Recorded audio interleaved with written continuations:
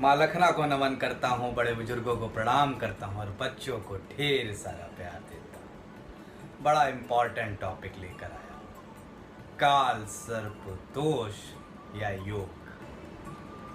शुभ है या अशुभ है, सच है या झूठ है भी या नहीं है, तमाम पहलुओं तमाम बातों पर डिटेल में चर्चा करेंगे और आज इस रहस्य से पर्दा उठा देंगे कि आखिर ये है क्या। आपसे सिर्फ एक उम्मीद, शेयर सब्सक्राइब लाइक कमेंट जरूर करिए। सबसे ज़्यादा इम्पॉर्टेंट शेयर करना अपने व्हाट्सएप के ग्रुपों में, फेसबुक के ग्रुपों में और बेल आइकन दबा के हमें सब्सक्राइब करना। मुझसे डायरेक्ट जुड़ना है तो नीचे लिंक दिया जा रहा है, डायरेक्ट जुड़िए। देखिए, काल सर्प कहीं दोष बोला जाता है, कहीं योग बोला जाता है, तो इसी से आप समझ सकते हैं कि कहीं ना कहीं कंफ्यूजन तो है ज्योतिष में भाई, ज्योतिषियों में भी है। इस वजह से कोई दोष बोल रहा है, कोई योग बोल रहा है, कोई कह रहा है, कोई कह रहा नहीं है। हालांकि 90% कहते हैं है, उसकी वजह है।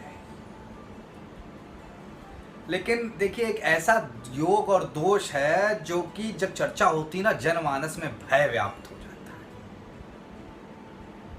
आदमी डरने लगता है, कहता है काल सर्प दोष योग है, आपकी कुंडली में कुछ हो ही नहीं सकता, तमाम राजयोग खत्म हो गए क्योंकि ये बुरा योग आपके में है।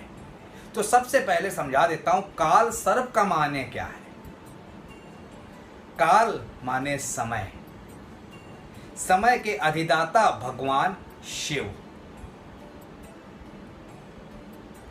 राहु उनके आराधक। इसीलिए मैं कहता राहु थर थर कांपते हैं, डरते हैं। किससे? मेडिटेशन से, योगा से। क्योंकि शिव जी तो परमानेंट मेडिटेशन कर रहे हैं, ध्यान मग्न है। सर्प माने सांप, एक राहु हो गया, एक केतु हो गया। तो आपने समझ लिया, इसीलिए महाकाल के मंदिर में जाके इसकी शांति का प्रचलन हो गया। इसकी भी कहानी बताऊंगा कैसे शुरू हुआ।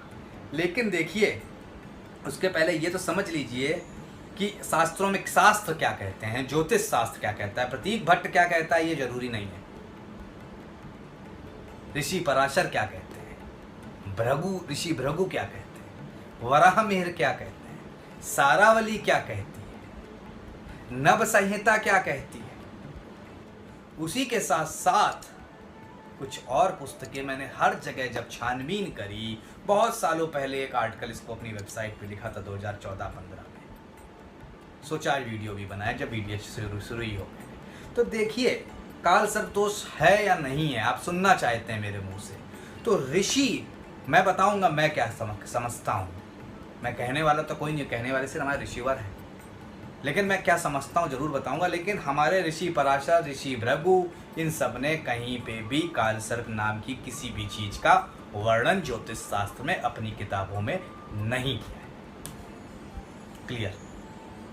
नहीं किया है तो नहीं होगा भाई।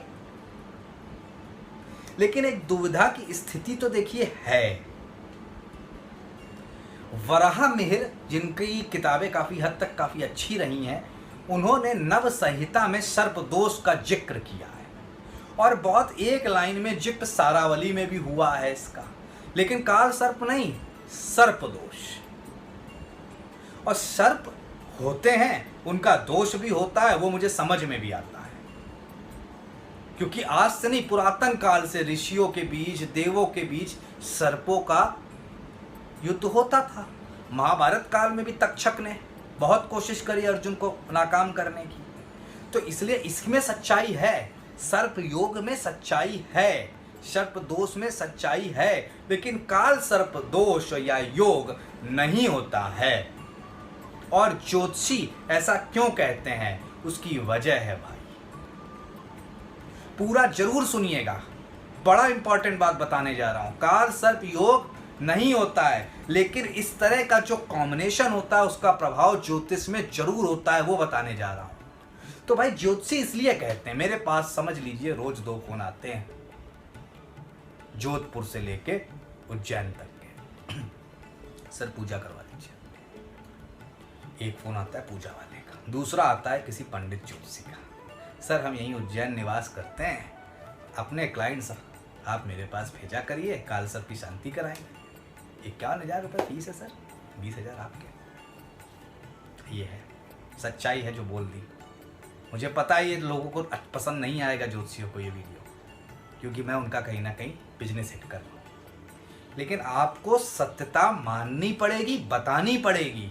और इस एपिसोड में सिर्फ सत्यता बताऊंगा। काल सर्प से थोड़ा डरना है, वो भी बताऊंगा क्यों। लेकिन ज्योतिष की बड़ी किताबें नहीं कहती हैं ऐसा कुछ होता है, तो आप क्यों डरा रहे हैं भाई? और उसके नाम पे 1-1 लाख रुपए, क्या उसके बाद भी चीजें हो जाती हैं? इतना ही बुरा होता तो नेहरू जी के, धीरू भाई अंबानी के और सचिन तेंदुलकर का बुरा क्यों नहीं हो गया? तो ये अच्छा भी होता है, बुरा भी होता है, वो भी बताने जा रहा हूं। पहली चीज तो नहीं होता, हाँ सर्प दोष होता है। सर्प दोष के बारे में जरूर बता दूंगा इसमें, और वो अच्छा भी हो सकता है, बुरा भी हो सकता है। तो ये है, तो भाई इसलिए भ्रांतियां हैं। और ये बहुत पुरानी बात नहीं है, 1980 के आसपास की बात है कि इसको सर्प दिवस के नाम पे प्रचारित किया गया। और फिर तो राजस्थान से लेके कई जिलों से उज्जैन तक की बसें चलने लगी कि काल सर्प शांति करवाइए, और ये सब प्रचलन में आ गया। और इसके नाम से ही बड़े बड़े राजयोग ज्योतिषी खत्म कर देते हैं आसानी से कुंडली में, और कहते हैं भैया पूजा कराइए। तो ठीक है, कमाने का हक है, सबको है। ब्राह्मण, किसी जाति की बात नहीं कर रहा। ब्राह्मण माने ब्रह्म का अंश, ब्राह्मण। और जो ब्रह्म का अंश होगा वो झूठ कैसे बोल सकता है? वो गुमराह कैसे कर सकता है? मैं नहीं कर सकता। बाकी अपना अपना विचार है, अपने अपने कर्म हैं, उसके फल हैं, तो मना नहीं कर सकते। देखिए, पूजा कराने वाले कराते रहेंगे इस वीडियो के बाद भी। 2014-15 में आर्टिकल लिखा था प्रतीक विजन ऑफ एस्ट्रोलॉजी में, सर्च कर लीजिए मेरी वेबसाइट। उसके बाद भी क्या ये बंद हो गया? नहीं हुआ, तथ्यों के साथ लिखा था। तो भाई ये सबकी मर्जी है, लेकिन हाँ गलत चीज़ों से पैसा नहीं कमाना चाहिए, फिलहाल मैं तो भाई मानता हूँ। ठीक समझ गए आप लोग, काल सर्प योग का वर्णन नहीं। लेकिन अब आपको स्थिति समझाता हूँ। काल सर्प होता कैसे है? कहते हैं सेमी सर्किल में सारे ग्रह आ जाएं। कुंडली एक चौखाना होती है, तो सेमी सर्किल में सारे ग्रह आ जाएं। एक तरफ राहु, एक तरफ केतु बैठे हो। काल पुरुष की कुंडली में समझा देता हूँ। मान लीजिए मेष राशि में राहु है और सप्तम में तुला राशि में केतु है, और सारे ग्रह उसके इस तरफ लेफ्ट हैंड या राइट हैंड में आ गए। आधी कुंडली खाली हो गई, आधी कुंडली 9 ग्रहों से भरी हो गई। तो यह हो क्या रहा है? क्यों काल सर्प की वजह भी जो ज्योतिषी बोलने लगे, डराने लगे, वो सक्सेस होने लगे? उसकी वजह समझिए। काल सर्प नहीं होता है, लेकिन वो सक्सेस हो रहे हैं। वो कह रहे हैं इसकी वजह से आप सक्सेस नहीं हो पा रहे हैं, और ऐसे लोग प्रायः सक्सेस नहीं हो पा रहे हैं। उसकी वजह बताता हूं। 2 बड़े बाउंसर, हम और आप सामान्य व्यक्ति, सामान्य ग्रह, 2 बड़े राक्षसी बाउंसर 2 दरवाजों पे गेट के खड़े हैं। उसके इधर सब बैठे हैं। वो आपको ना बाहर जाने दे रहा है, ना किसी को अंदर आने दे रहा है, क्योंकि राक्षसी स्वरूप है, उनसे कोई लड़ने की ताकत नहीं रखता है। क्या होगा? अंदर बैठे वालों में छटपटाहट होगी, परेशानी होगी, समझ नहीं पाएंगे क्या करें।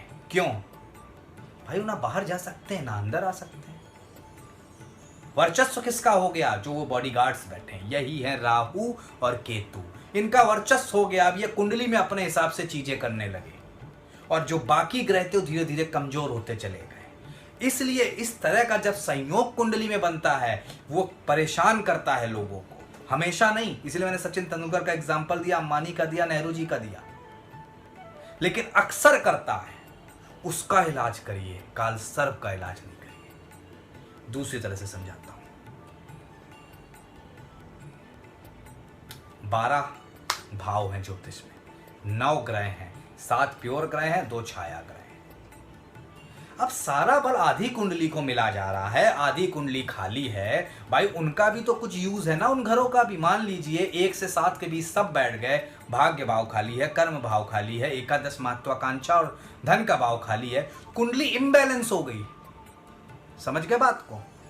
आपने देखा है ना, जब भूसा गाड़ी जाती है, भूसा लदा होता है तो ट्रैक्टर पलट जाता है पीछे की तरफ। सेम स्थिति यहां है, कुंडली इम्बैलेंस हो गई, अनस्टेबल हो गई, अधूरी हो गई, और इसी वजह से पूर्ण ग्रह अपने पूर्ण फल पूर्ण भाव में नहीं दे पाते हैं, और ऐसे लोग जीवन में वंचित रह जाते हैं, परेशान हो जाते हैं और स्थितियों में फंस जाते हैं, भाग्य का पूर्ण सहयोग नहीं मिलता है। ये वजह है जिसको मैंने बहुत प्रैक्टिकल तरीके से समझाने की आज आपको कोशिश करी है, ना कि फालतू की बातों से। अब भाई लोगों ने तो यहाँ इसे 12 भागों में बांट दिया है कि काल सर्प योग 12 प्रकार के होते हैं, अनंत कुल की वासुकी फला बला बला। ये सर्प योग है, ये काल सर्प नहीं है। तो पहली चीज तो ये समझ लीजिए, सर और पूंछ के बीच अगर सब कुछ आ जाएगा तो उसमें फंस जाएगा ना, अजगर जैसे लपेट के तोड़ देता है इंसान को। वही स्थिति बन रही है, समझना होगा इस बात को। 2 पापी 2 राक्षसी ग्रह ने सब कुछ लपेट लिया है। अब ये क्यों हर कुंडली में नुकसान नहीं भी करते? मैंने कहा ना, सचिन भैया भी हैं हमारे, अंबानी जी भी हैं, वगैरह वगैरह।